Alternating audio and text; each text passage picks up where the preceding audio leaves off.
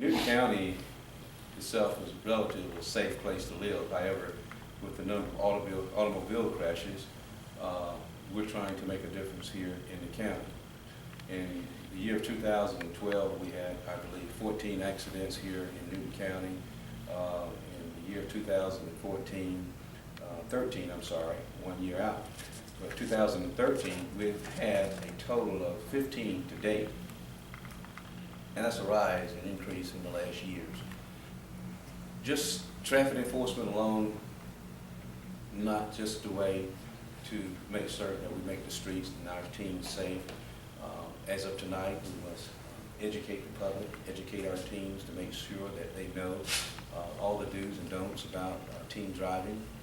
There are a number of other things that we can do to make our teams safe. We must look at also the engineering of roadways.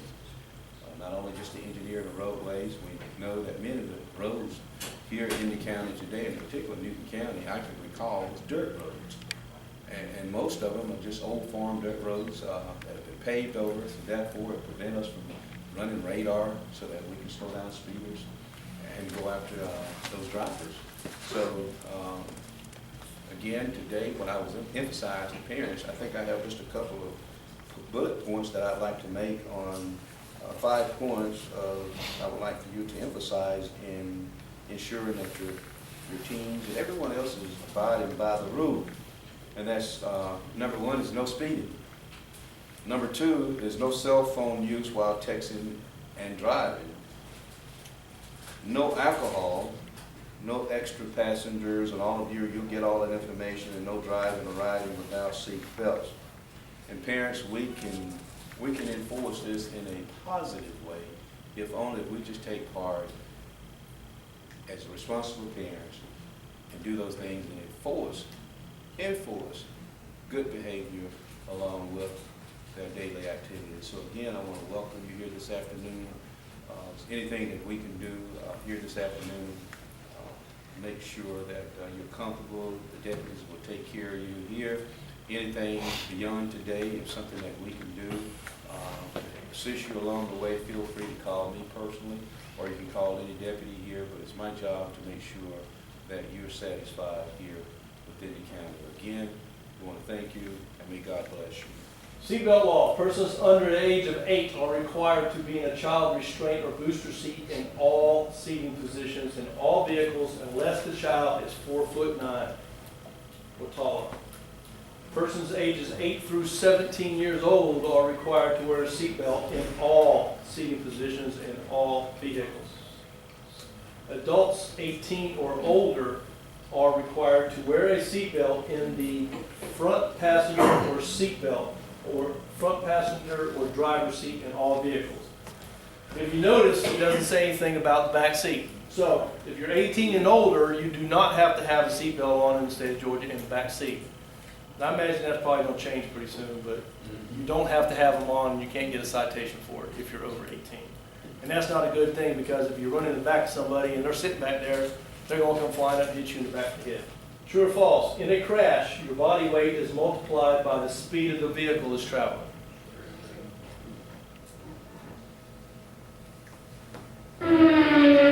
So if you weigh 120 pounds, like most of us deputies do,